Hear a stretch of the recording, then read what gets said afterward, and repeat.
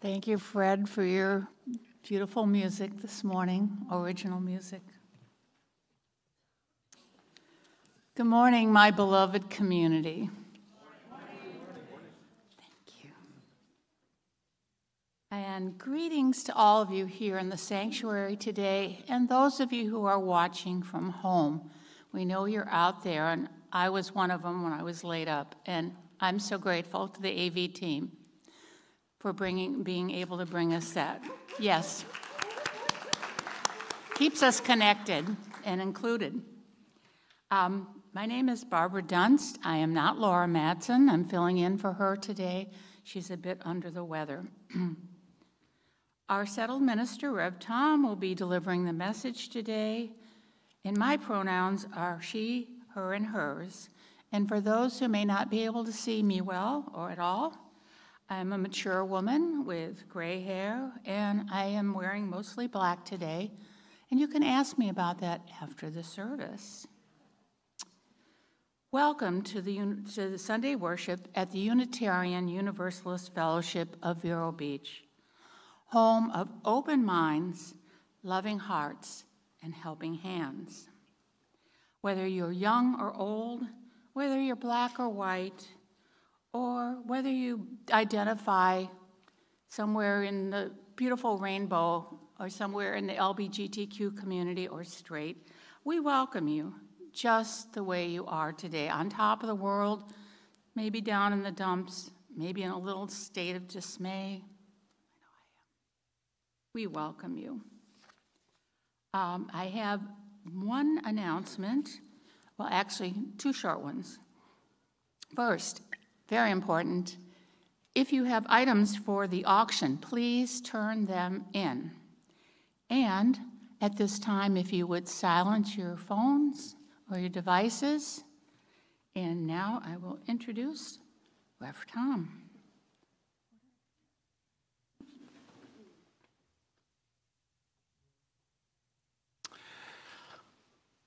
As you probably noticed, since I've been here, Elizabeth has been serving as our music director. We called her our interim music director. I failed to mention to you that we have taken off the term interim, and she is just music director.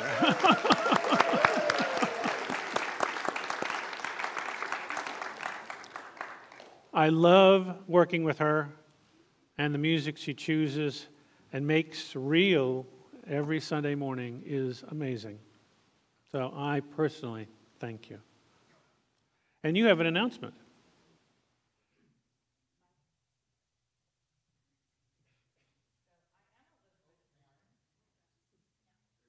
And I founded Sisters in Spirit, a women's spirituality group that meets here monthly. I also have organized an annual women's retreat for the past 10 years. And this year, the day retreat is going to be held here on the UU campus on March 24th, which is a Monday, from 9:30 in the morning till 3:30 in the afternoon. The cost is $30 per woman. There will be 2 full group sessions, an opening session led by UU member Andrea Shearer, who is here today, called Moving Together, and a closing session led by last year's keynote, Jessica Regal, with a final meditation. In between, there will be 2 workshop sessions where you can choose from indoor and outdoor activities, Kundalini yoga, watercolor painting, drumming, basket weaving, and meditative walk at Charles Park. I will be providing breakfast goodies and coffee, but you have to bring your own lunch. We're going to picnic at Charles Park this year. Rachel Hanks. Is Rachel in the house? Stand up, Rachel. Rachel Hanks will be out in the lobby, because I don't get out right away, taking registrations for this retreat in the form of cash or a check to the membership. That is the only way to hold your spot right after the service in the lobby. The maximum number of women is 40. After today, I will take registrations on Wednesday after Qigong, and after next Sunday until we fill up. Thank you so much. I hope you can join us. And now, let me introduce our UUFVB president, Diane Osiki, and her avatar, Steve.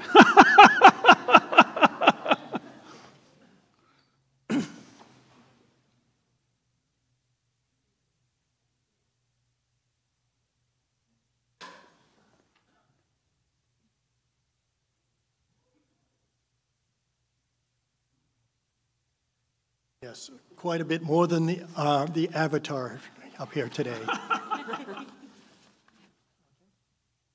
righty. There you go. Super, thank you. I'm standing in for my wife this morning, my wife Diane, who is currently dealing with laryngitis.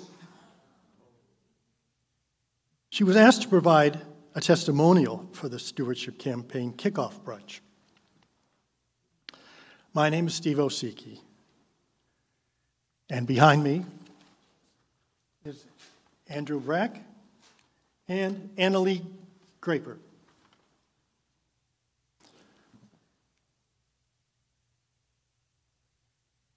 Diane and I joined the fellowship almost 8 years ago in the spring of 2017. Since then, Diane has volunteered in the Fair Trade Corner and sat on the Bridges Committee. She has helped with many coffee hours and enjoyed Emerson Center events. 3 or 4 years ago, she was asked to be assistant treasurer to the Board of Trustees. Saying yes was a slippery slope to eventually serving 1 year each as secretary and then as treasurer of the board. Currently, she is serving the first year of a 2-year term as president. As such, she frequently attends facilities and finance council meetings.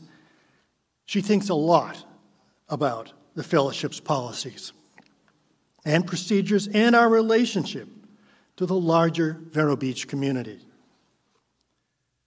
It turns out that she loves getting together with her UU friends to work things out, things we all care deeply about. Here are a few things about this morning's stewardship. Here are a few things about this morning's stewardship bunch that she wants to tell you.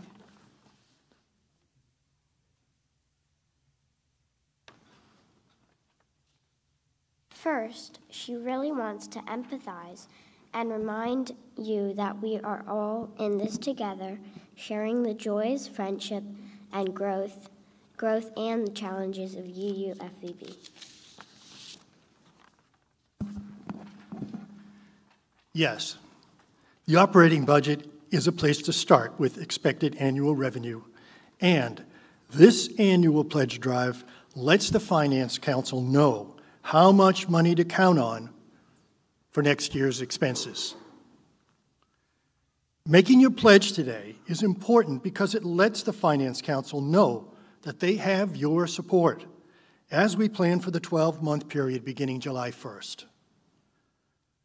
For people who cannot submit their pledge card today, we ask that everyone submit it by March 16th so that the budget is ready for the financial town hall on March 30th.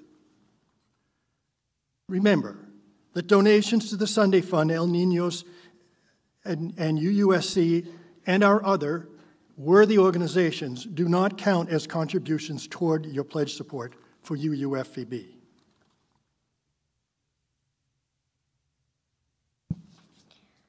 For Diane, good stewardship requires more than a gift of money. Our fellowship is a brilliant spiritual home for us because of what we do here. We volunteer our time and our talent because we care about each other and about putting our principles into action.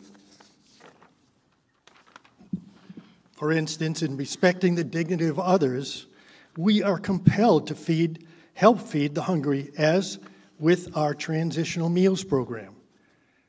This is social justice in action and is supported by your pledge and time and talent, and the talent of willing volunteers. Our building would not be a wonderful resource it is for us without the declaration of the Facilities Council. These volunteers watch over everything from plumbing to Wi-Fi to air conditioners to landscaping and not audio-visual and IT support. Their tireless volunteer efforts would not have funding if not supported by your pledge.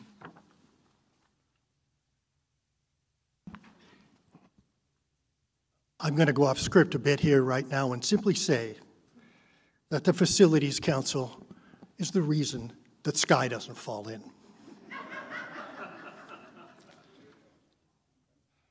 Please, listen to leaders from our many working groups during brunch this morning.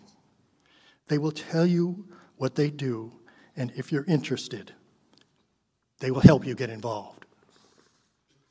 And finally, please remember, 1, pick up your stewardship pledge envelope on the way to Fellowship Hall.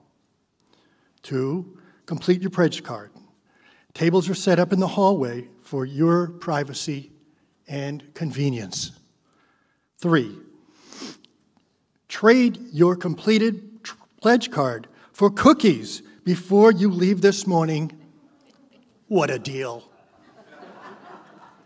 Thank you.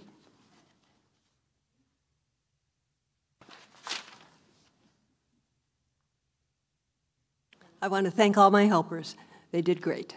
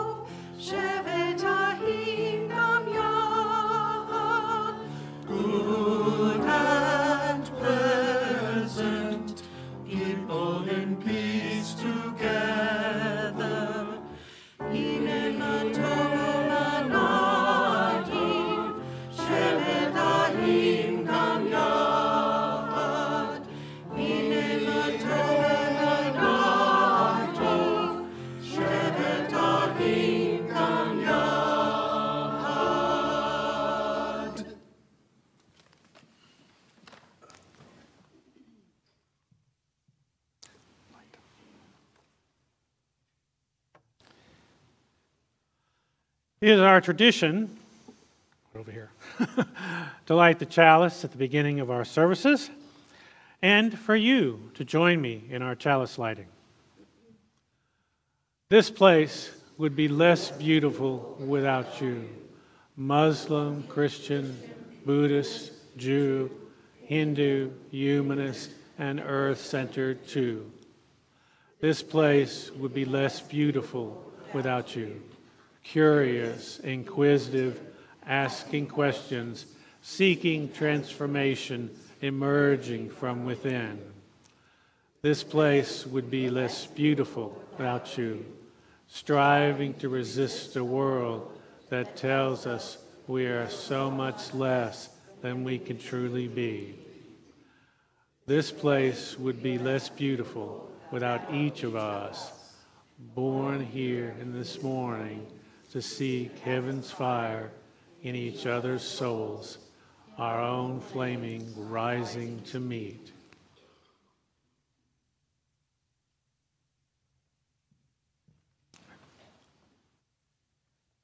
Please join us for our opening hymn, number 391, Voice Still and Small. We're going to sing it twice. It's only one verse. Rise as you are willing and able.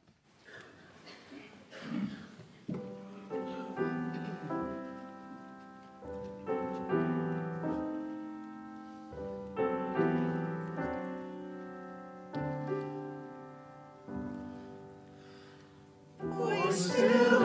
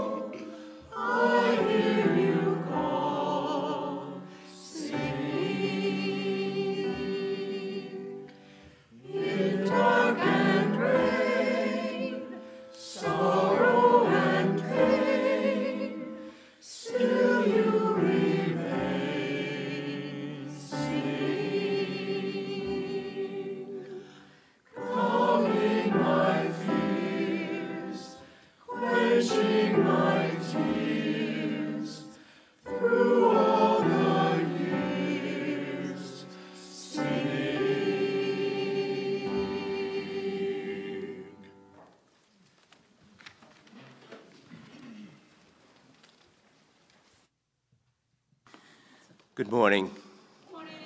My name is Ron Lombardo. I almost wish they had left a little box over here. Anyway, it's my honor and privilege to present the Time for All Ages reading. It's caught me rather curious in that the title of it is, What is God? And I think I'm more used to hearing, Who is God? So this is a little bit of a different take on it, and I hope you appreciate.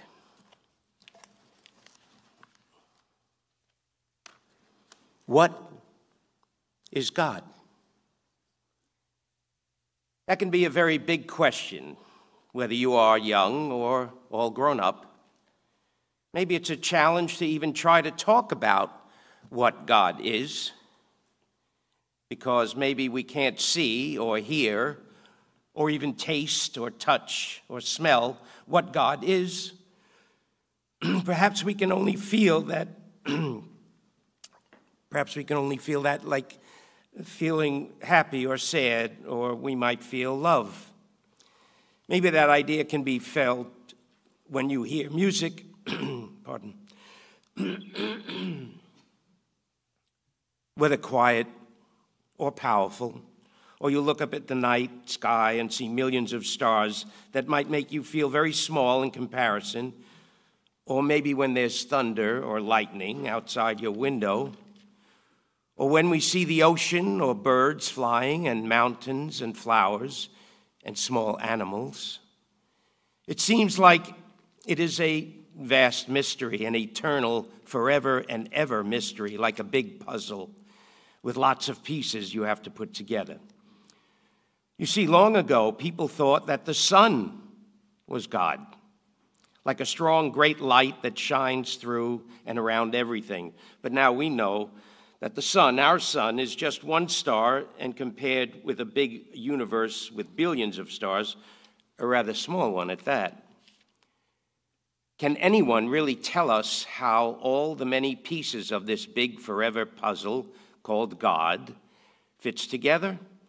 There are people called teachers from many places in the world, speaking many different languages, some still living today, but many of them lived long ago, and their teachings have been passed along over many, many years, and that's how religions got started.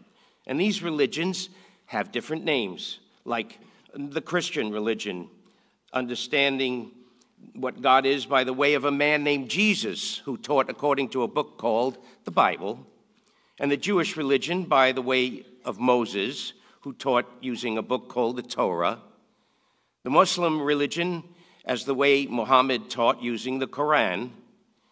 For the Buddhist religion, the teacher taught from writings called the Sutras, and many other religions using many different books considered sacred, holy, knowing. But as religions are different, so are they often the same. Most religions teach that you should be good to other people, just like you would want other people to be good to you. Most religions say you should not lie, you should not steal, you should not hurt people. These are the way that religions are the same, but the differences can cause disagreements and sometimes altercations between religions, not knowing, not understanding, because they have a different view of what is God. There's a tool that is taught called praying and meditating, a way to talk to God, and people of many religions use that. When people pray, they talk to God from very deep in their hearts, and something that is very sacred and important to them. And there are many ways to talk to God, but does that mean that everything that everybody ever says about God is right? Does that mean God is everything? Well, yes. In a way, God is everything, great and small. God is everything far and near. God is everything bright and dark, and everything in between. Thank you.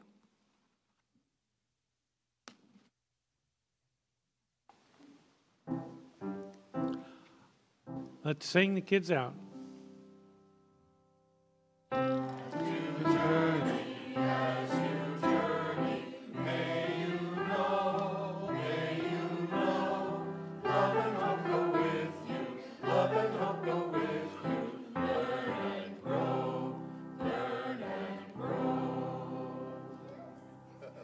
Oh, there they go.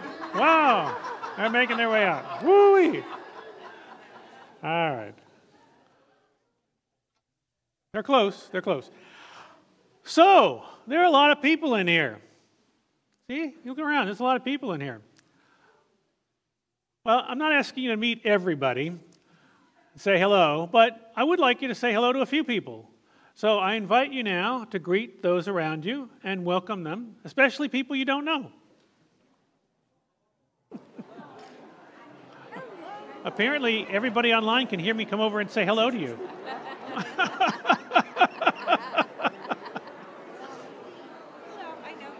That's right, you do know me.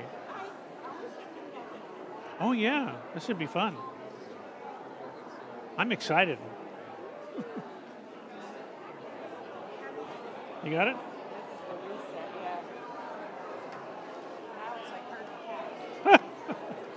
Here we go.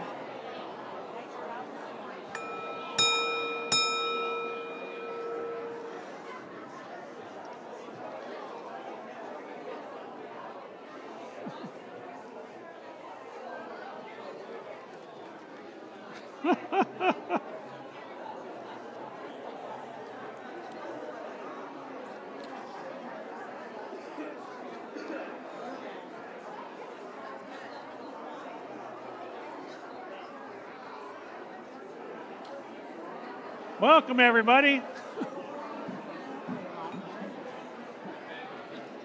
All right.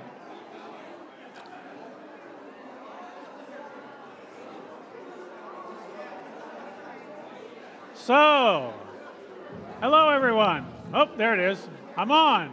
Am I on? Okay. This is the time in our service. See, if I said that, people sit down. When we acknowledge that we each come together with our own joys and sorrows, gifts and needs. Before me is water, the very sustenance of life. Water can buoy you up, nourish and cleanse and replenish you. It's a source of life, which creates beauty in the very making of tears.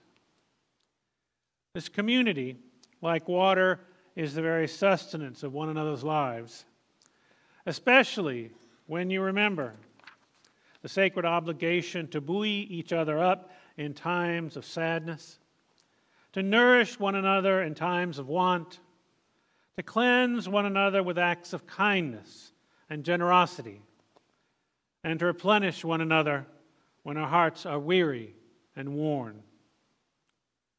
Today, with this water, I remind us visually of our sacred obligation to the greater whole.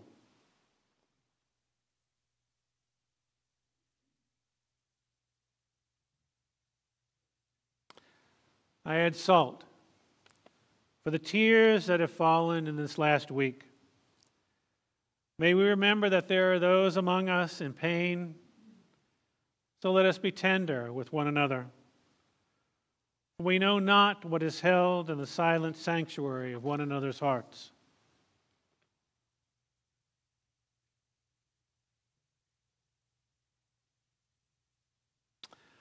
And I add flowers to remind us of the beauty and joy that surrounds us in our lives, that floats on the surface of many of our faces and enlivens our spirits. In a moment, I will invite those who find it meaningful to come forward and place a pebble in our collective bowls. But if you would like me to place a stone in the bowl for you, just raise your hand.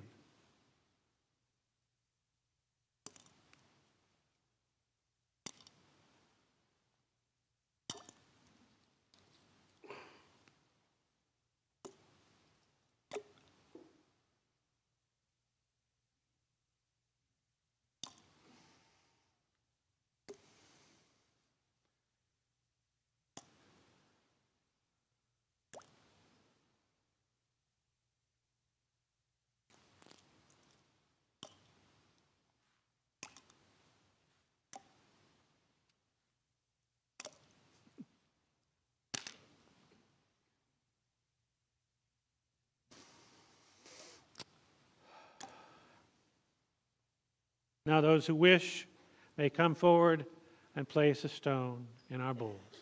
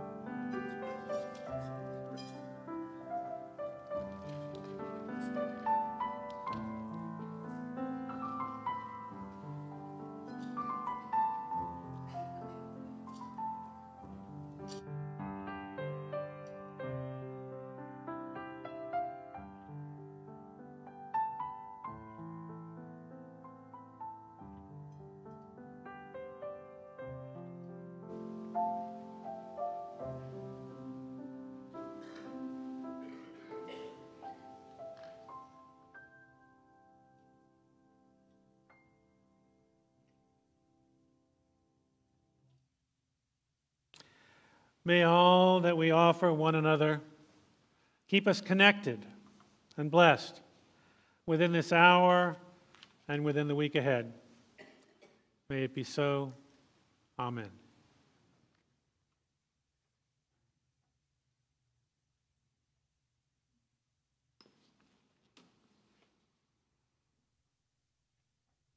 Now is the time in our service when we express our gratitude and commitment by sharing our financial resources.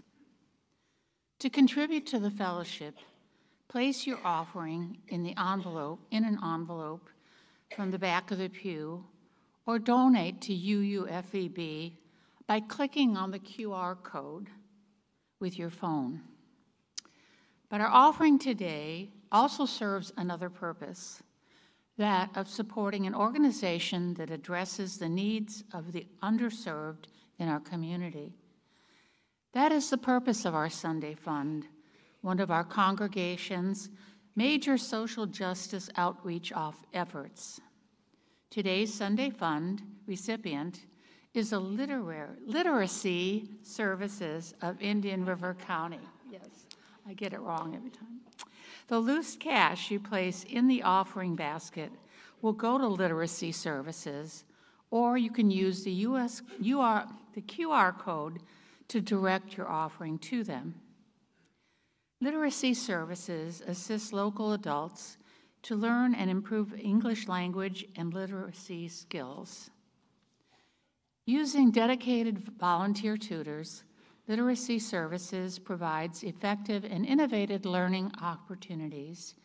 These include one-to-one and small group tutoring, workplace instruction, conversation clubs, and online learning software. As we now receive the offering, let's do so generously and gratefully.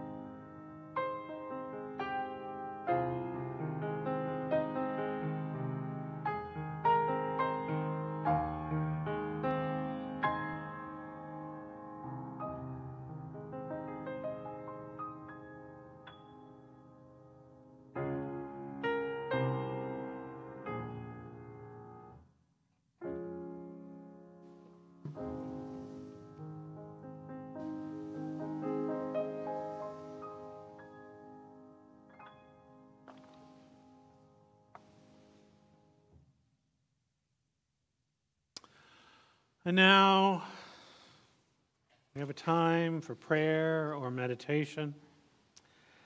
This particular prayer was adapted from one that was written by Unitarian Universalist Reverend Michel Legrave. I invite you into a space for prayer or meditation. Each of us has our own way to enter that space. You might take a deep breath, let your eyelids rest or close, rest your hands in your lap or sit up straight, and turn your attention within yourself.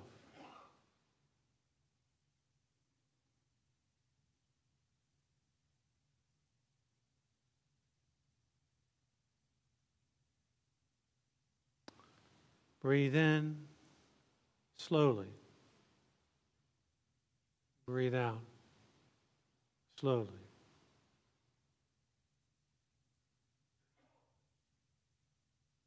Breathe in gently. And breathe out gently.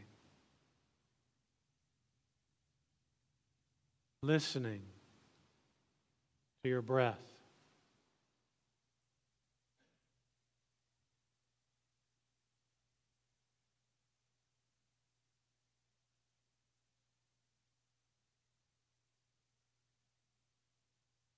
Now open yourselves to listen for those breaths around you.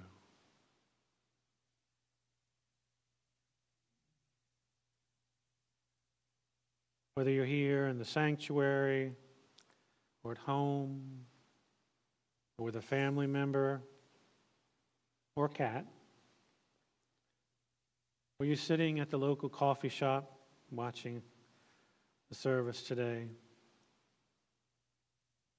listen within and listen outside. Each breath entering and leaving each body.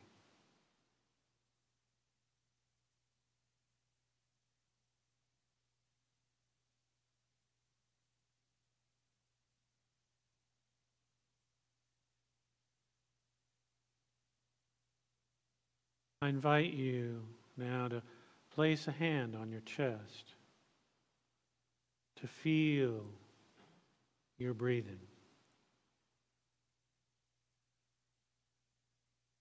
Breathe slowly in, out, feeling each breath.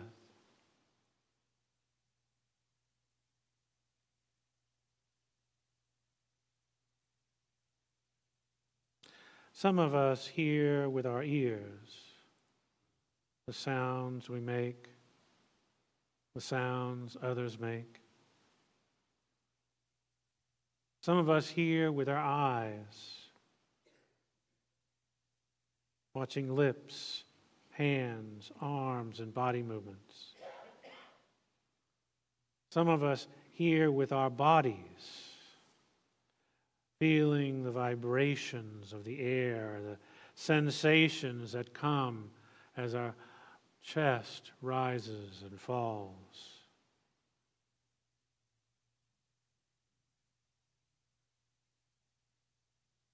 Listen as you breathe to the many ways you know yourself and you hear others.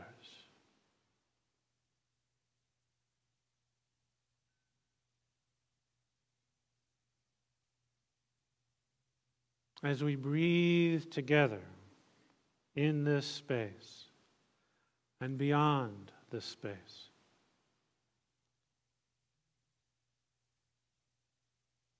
remember how we live together.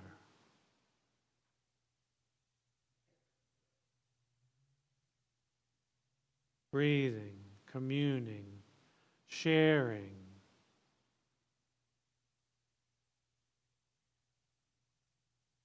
Breathing gently in and out. Together and apart, we are many and we are one.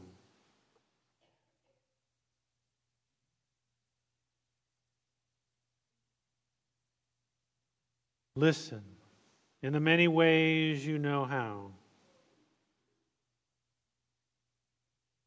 And let us enter into a time of silence, hearing the breath, yours, others, silence.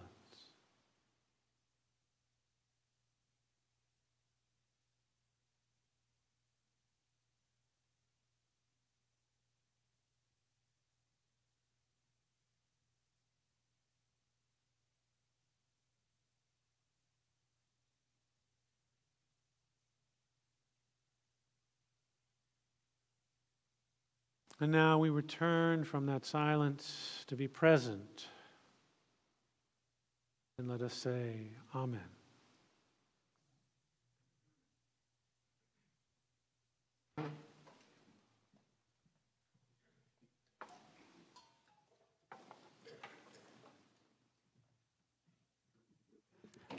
So Rev Tom brought me this song, My Atheist Sister, and it's a very new song, actually, and I couldn't find the sheet music, so I reached out to the composers called the Rough and Tumble, and they emailed me back the next day and said they were happy to share their music, and I asked if I could pay them anything for it, and they said no, but if you'd like to make a donation. One of the organizations they mentioned was the Florida Access Network. And I said, karma is good. We've been partnering with them for the last 2 years. So here is My Atheist Sister.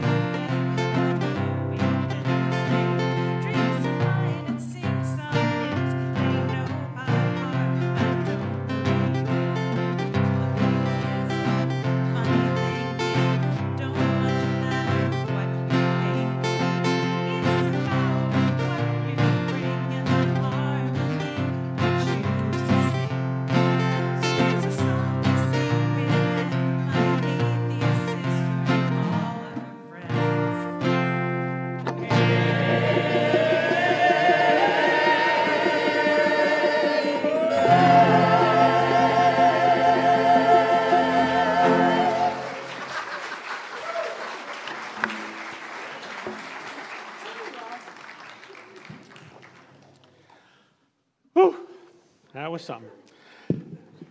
You never know what I'll find out there. What did you just say? I never know what I'll find out there. I thought you said, remember when I fire her. No, no, no, no, no, no. Whew. Better watch that. Okay, here we go. I want to start by sharing part of a sermon that really touched me. A sermon I think about frequently, despite having heard it 10 years ago.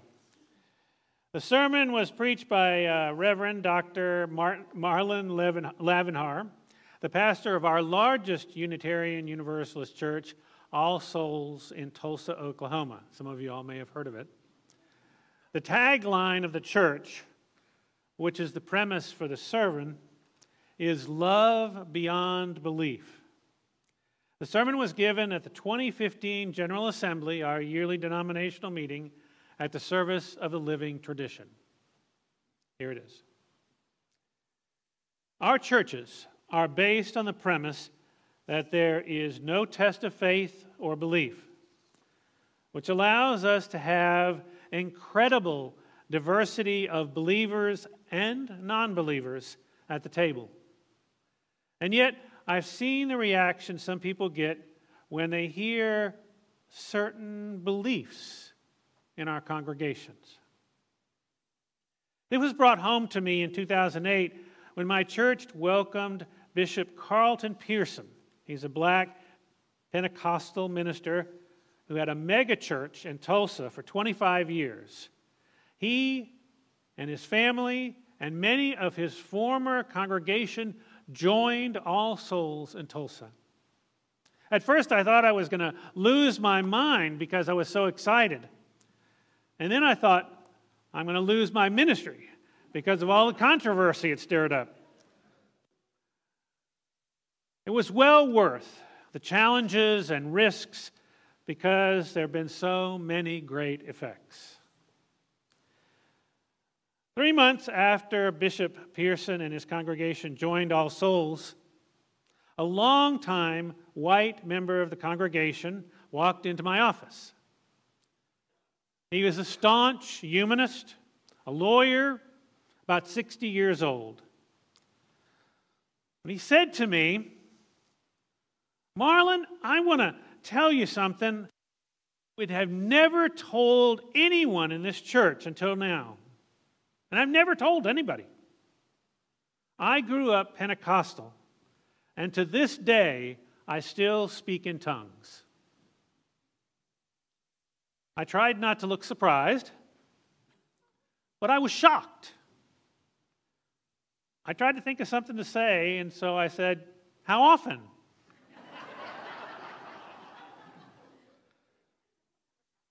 And he said, probably about once or twice a week.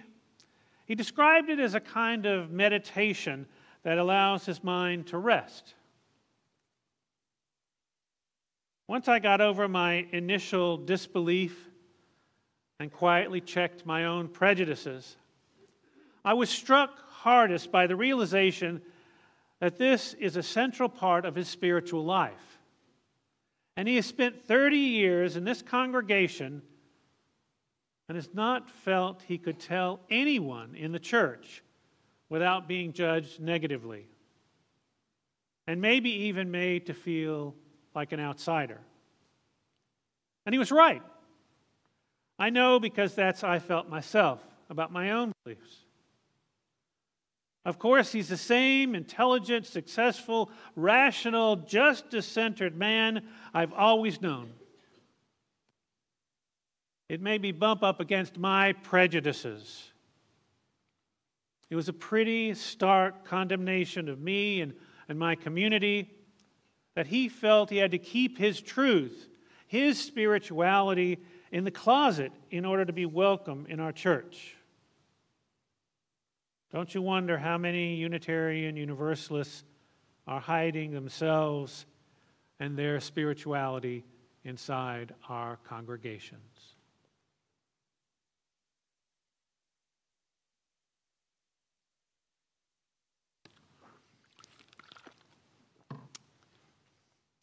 I've been with you all, my friends, for I'm almost 7 months now.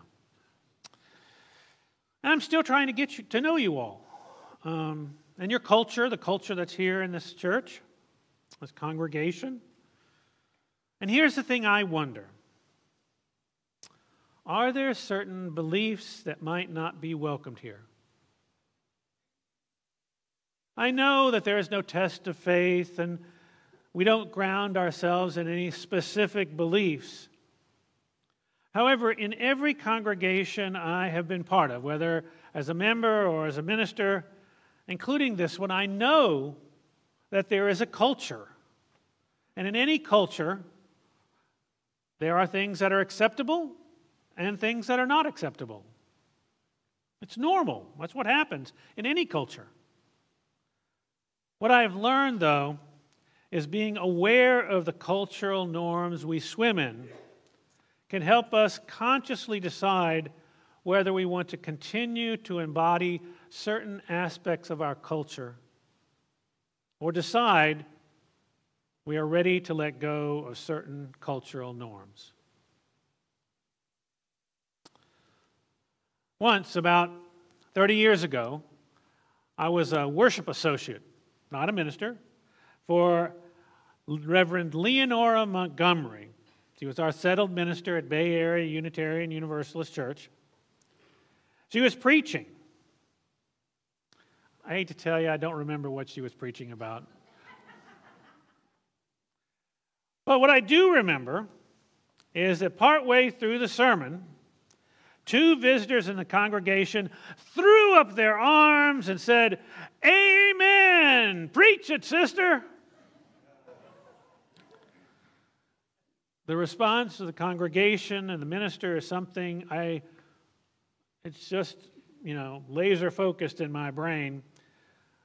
They were dead silent and staring at them. Just staring. Eventually, they just sat down. They left quickly after the service. And what do you think happened in coffee hour? Well, people joked about them. I'm not saying that this congregation would have the same response. As a matter of fact, not long ago, some people joined us for this service about abortion. They held different beliefs than we do, believing abortion is a sin. And at least one of them stayed for coffee hour. I'm happy to say that people from our congregation engaged with her, were respectful, and listened to her thoughts, feelings, and beliefs. You all did not reject her. You didn't make her feel like she didn't belong. But I wonder if she were to return and say she believed in the 7 principles or our values, but she still believed abortion was a sin, would she feel welcome? Are there things we could do to not just tolerate her, but respect and accept her as she was or is? I want to share a couple of possible scenarios with you. And what I want you to do is to pay attention to your first reaction when I tell you these scenarios. Notice what pops up emotionally, physically, the thoughts that pop into your head. Just notice what happens. Okay. Here's the first scenario. You are part of a Building Your Own Theology class here at UUFEB. One of the members says that they believe in angels and would like to share with you their understanding of how angels intervene in people's lives.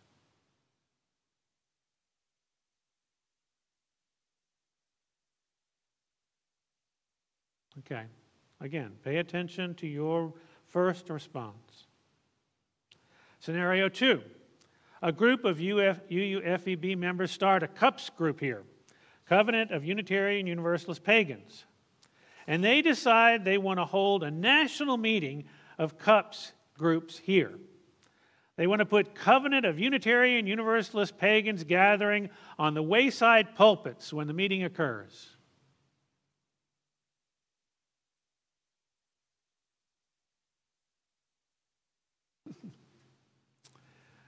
And scenario 3, this last one.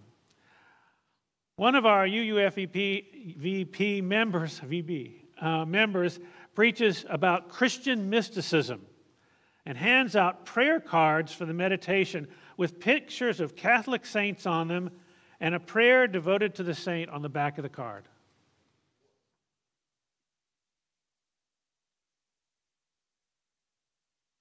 The last scenario actually happened at a church that I served.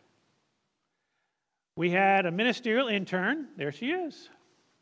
That's Gemma Gunther. I invited her to take a risk, to share something of her belief system with the congregation that she had not shared with them before. I felt that since we were a teaching congregation, teaching congregation means that we want to support ministers in training as part of our mission. This congregation said that. The congregation would be supportive of her as she took this risk. And so she did. Unfortunately, there were a few people who weren't pleased. In fact, they were enraged after the service, feeling that the sermon didn't, and the whole meditation thing, didn't represent Unitarian Universalists or the congregation. In the end, this was a teaching moment for both the ministerial intern and the congregation.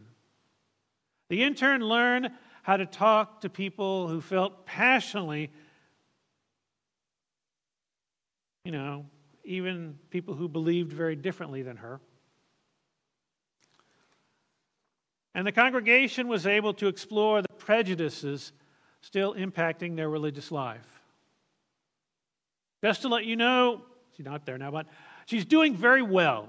She did pass, the Ministerial Fellowship Committee, and she got to be a chaplain. She's a chaplain now.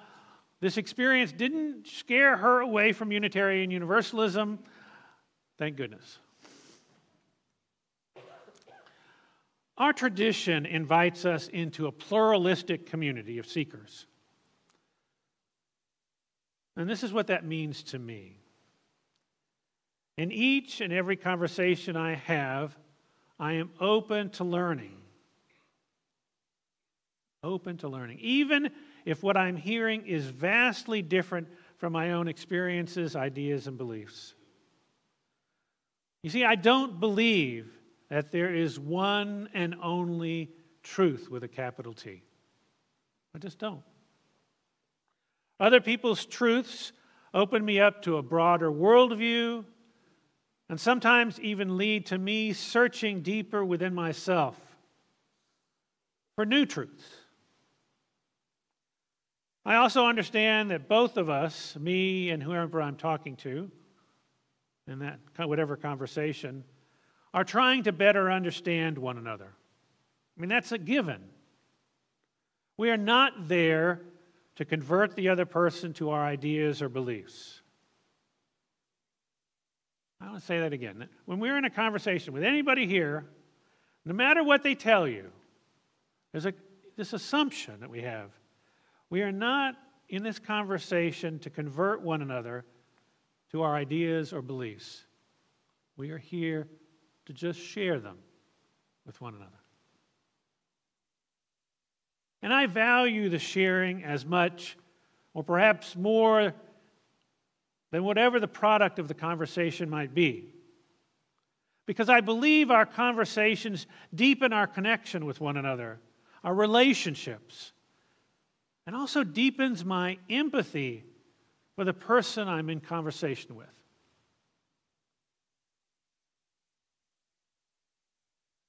One more thing that I think is really helpful, at least it's been helpful to me. From these conversations, I gain a greater perspective of my own prejudices and biases. When the other person says something or does something that I have a strong reaction to, now I'm not talking about violence or saying they're going to kill somebody or something like that, but you know, they're telling me something that's very different than my worldview and my understanding. And I have a strong reaction. I stop myself before I respond to them. Usually strong reactions come from my own issues, my own limited or colored past experiences. My reaction can lead me to see how my attitudes still are influenced by my past. Exploring that extreme reaction can not only lead me to greater personal awareness, but also, as I become more aware of myself and my prejudices, increases my choices about what I think and how I respond in situations, particularly with people who hold very different beliefs than my own.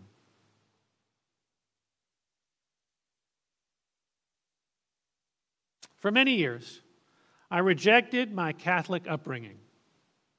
So much so that when I hear a Catholic prayer, or heard in the past, a Catholic prayer, I would become physically ill, feel in pain.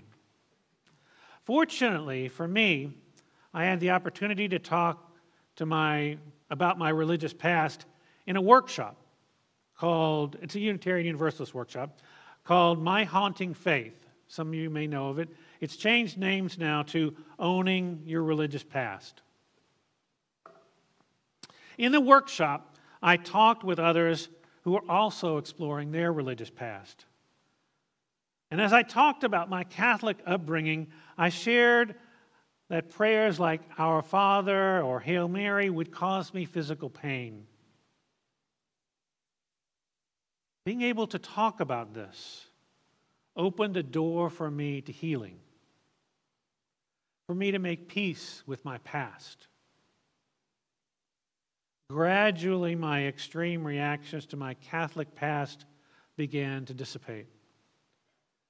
And I was able to embrace some aspects of my past that I truly missed.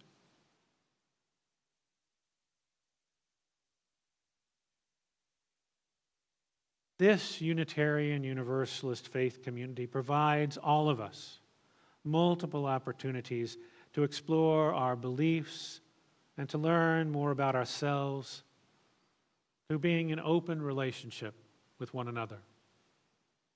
And as we learn, we can grow in our worldview and our empathy.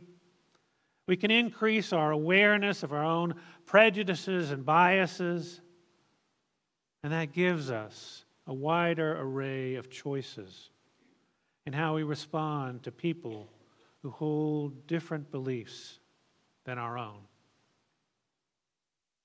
My friends, I invite you to be brave. I invite you to bring your beliefs out of the closet with your friends here at UUFEB. I invite you to be authentic and whole in this community.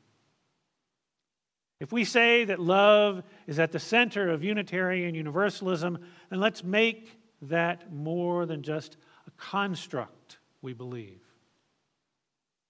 Let's bring that love to life by making this space and this community a truly safe environment where no one is afraid to share their deepest, tenderest, most authentic selves. When we embody the belief that thus, we will embody the belief that we need not think alike to love alike. Or, as Reverend Marlin says, we will be able to love beyond belief. Amen. Amen, brother.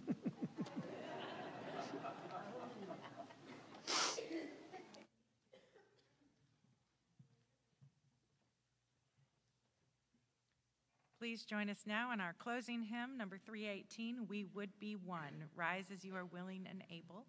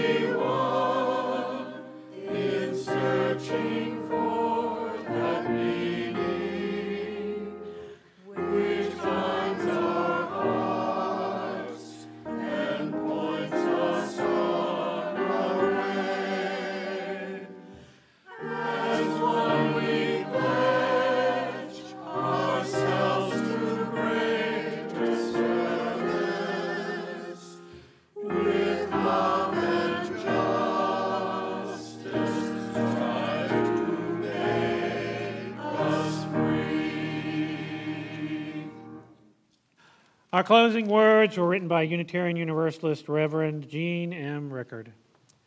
We have a calling in this world. We are called to honor diversity, to respect differences with dignity, and to challenge those who would forbid it. We are people of a wide path. Let us be wide in affection and go our way in peace. Amen. Amen.